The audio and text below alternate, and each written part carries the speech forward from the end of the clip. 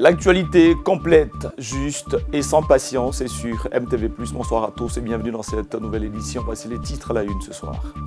La Côte d'Ivoire, capitale sous-régionale de l'artisanat. La 4e édition du marché ivoirien de l'artisanat s'est ouverte en présence du ministre Kobenon Kwasi Adjomani. Sur le plan africain, la communauté économique et monétaire des États d'Afrique centrale, CEMAC, a réussi à mobiliser la bagatelle de 9,2 milliards d'euros pour le financement du projet de développement au sein de l'Union. On en parle dans ce journal. Et puis, ailleurs dans le monde, le conflit entre Israël et le Hamas se poursuit. L'armée israélienne dit avoir encerclé la ville gazaouite de Khan Younes. Bienvenue à tous, c'est un réel plaisir de vous retrouver pour la grande messe de l'actualité sur MTV+. Je vous lisais en titre, la 4e édition du marché ivoirien de l'artisanat s'est ouverte en présence du ministre Kobenon Kwasi Adjomani au Palais de la Culture de Treichville, au cœur de la capitale économique, Abidjan. Le constat tout de suite dans ce reportage signé RTI. Des métiers à tisser, des poteries, des vêtements sortis de pagnes tissés, bref, l'esplanade du Palais de la Culture de Treichville transformée en un marché d'œuvres artisanales. Nous sommes à la 4e édition du marché ivoirien des arts, MIVA, une plateforme de promotion de l'artisanat ivoirien. Le marché ivoirien de l'artisanat, c'est surtout une volonté du président de la République de faire de l'artisanat un métier non seulement valorisé, mais aussi de donner cette lucarne à tous nos artisans, d'échanger, de partager et surtout de transférer les différentes connaissances entre les différentes filières de l'artisanat. Ce marché constitue un important outil qui donne de la visibilité à ces produits locaux et de la valeur ajoutée pour ce secteur d'activité comportant 40 corps de métiers avec 245 métiers selon la tutelle. Parmi les exposants des pays frères, ainsi que le Burkina Faso comme invité spécial. Les artisans ont du mal à écouler leurs produits parce que les premiers clients de nos artisans africains, ce n'est pas les Africains eux-mêmes, mais c'est plutôt les expatriés. Et pendant cette crise sanitaire et sécuritaire, il y a moins d'expatriés qui viennent dans nos pays. Et donc le MIVA, c'est l'occasion qui est offerte à nos artisans de pouvoir écouler leurs produits. Une opportunité pour le ministre des PME, de l'artisanat et de la transformation du secteur informel, Félix Anoublé, d'exhorter les populations à la valorisation du Made in Côte d'Ivoire. Je voudrais vous inviter, chers Ivoiriens, à dresser vos tables avec nos poteries, avec nos porcelaines, avec ce que nous produisons chez nous, à vous habiller avec le textile ivoirien. Pour le ministre d'État, Kobenon Kwasi Adjomani, représentant le Premier ministre Patrick Achi, président de la cérémonie, c'est la matérialisation d'une vision du chef de l'État Alassane Ouattara pour sortir ce secteur de l'informel. Le MIVA n'est pas un simple marché où l'on vient pour acheter des objets artisanaux.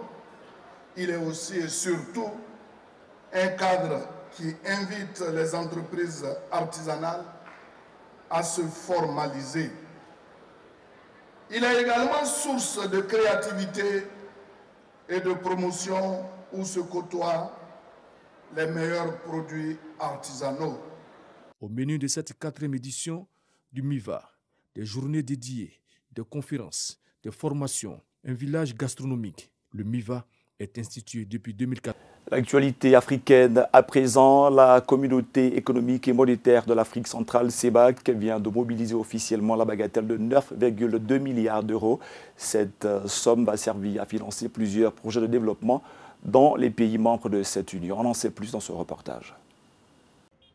La communauté économique et monétaire de l'Afrique centrale, CEMAC, a récemment franchi une étape importante dans ses efforts de diversification économique, avec des promesses de financement atteignant un montant impressionnant de 9,2 milliards d'euros. La CEMAC se trouve désormais dans une position favorable pour soutenir la transformation économique de ses pays membres. Suite au succès de cette opération de séduction tenue les 28 et 29 novembre 2023, les pays de la sous-région ambitionnent de poursuivre la mise en œuvre de 13 projets intégrateurs et prioritaires au sein de l'espace CEMAC. Ces projets concernent essentiellement les infrastructures qui font défaut à la sous-région et qui constituent un obstacle majeur au développement économique et à l'intégration de la région. Évidemment que les projets d'infrastructures routières sont les projets les plus importants que nous avons présentés ici à Paris dans le cadre de cette table ronde, mais également nous ne saurions parler d'effectivité d'engagement du cycle de la diversification économique si nous n'avons pas d'énergie. Aujourd'hui, nous le savons, les capacités énergétiques au niveau de la sous-région CEMAC sont encore très faibles par rapport aux besoins que nous avons pour l'ensemble de nos populations, mais également pour nous permettre d'adresser les besoins énergétiques qui sont importants pour les industries. Une part importante des promesses de financement sera allouée au développement des infrastructures, notamment les routes, les voies ferrées, les ports, les aéroports et les réseaux de télécommunications. Ces investissements renforceront la connectivité régionale et faciliteront le commerce intrarégional.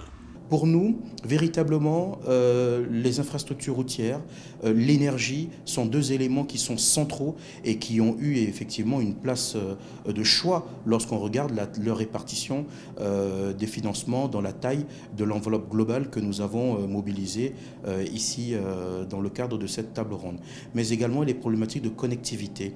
Réseau Internet, la communication est importante. Sans communication aujourd'hui, nous ne pouvons pas faire grand-chose. Ces projets devraient faciliter les flux d'échanges grâce à la mise en place de routes et de ponts, mais aussi améliorer le quotidien des populations. Ainsi, les projets relatifs à l'énergie, dont les interconnexions, vont améliorer le taux d'électrification de la région qui ressort actuellement à hauteur de 40%.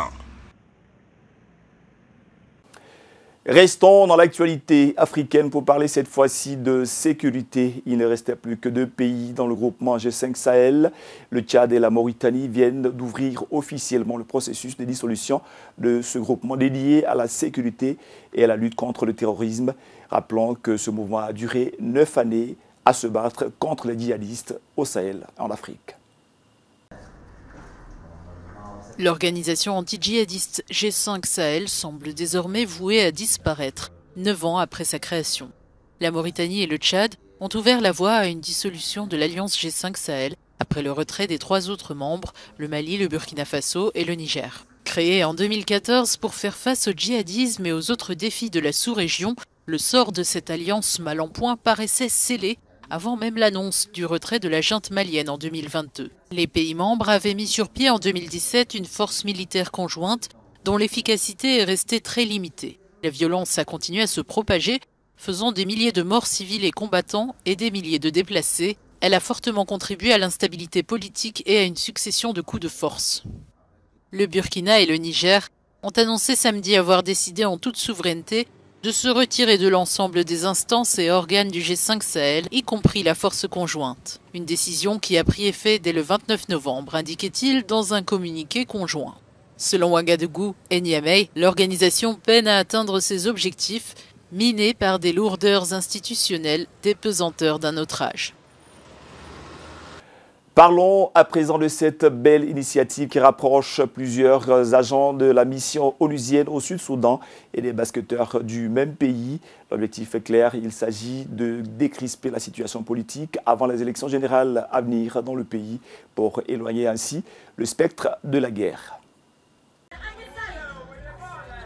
Sur ce terrain de basketball de Yombio, à l'est de Djouba, la capitale du Soudan du Sud, les joueurs des équipes locales affrontent des membres de la mission de l'ONU dans une ambiance bon enfant. Un tournoi d'1 semaine organisé pour promouvoir la paix dans le pays le plus jeune de la planète. En tant que jeunes de ce pays, il est très important que nous prenions les devants et que nous donnions l'exemple en organisant des jeux qui rassemblent. Nous sommes très fiers que nos jeunes puissent jouer. Et si nous continuons à jouer à ce genre de jeu, je pense que nous pourrons résoudre certains de nos problèmes sociaux. Si la paix est au centre des préoccupations, c'est parce que le pays va connaître en décembre 2024 ses premières élections depuis son indépendance en 2011. Alors pour l'UNMISS, la mission de l'ONU au Soudan du Sud, ce genre d'événement sportif est à encourager.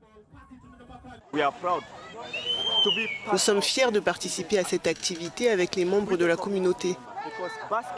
Car le basketball est l'un des jeux qui apporte la paix, l'amour et la joie à la population. Je suis très heureux qu'aujourd'hui les femmes, les enfants et les différentes sections de la communauté aient pu voir l'UNMISS jouer contre les membres de cette communauté. Après avoir obtenu son indépendance, le Soudan du Sud a sombré dans une guerre civile qui a fait près de 400 000 morts entre 2013 et 2018, année de la signature d'un accord de paix. Nous continuerons à soutenir tout le monde pour que l'accord de paix relancé soit pleinement mis en œuvre de façon concrète. Mais nous veillerons également à ce que les autres parties de l'accord, en particulier l'espace civique et l'espace politique, permettent aux gens de discuter dans un environnement mûr, pacifique et sûr.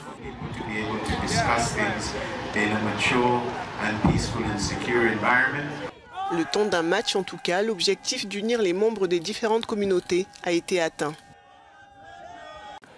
Et nous ouvrons à présent le chapitre international de cette édition. Première actualité en Israël.